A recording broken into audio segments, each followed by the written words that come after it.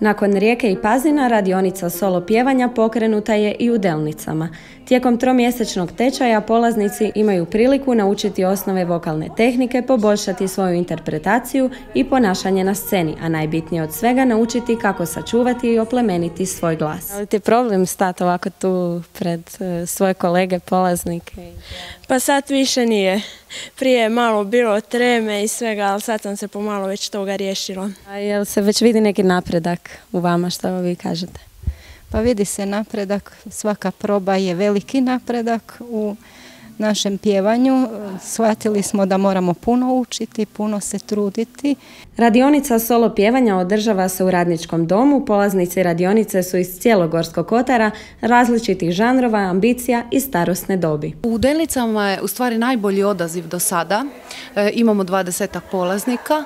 Evo baš danas sam pričala polaznicima na današnjoj radionici solo pjevanja kako je stvarno veliki napredak. Kod svakog polaznika vidim pomake. Na kraju svake radionice održava se svečani završni koncert gdje polaznici mogu pokazati usvojeno znanje i vještine uz podršku publike. Ovog puta u Delnicama u Radničkom domu koncert će biti humanitarnog karaktera.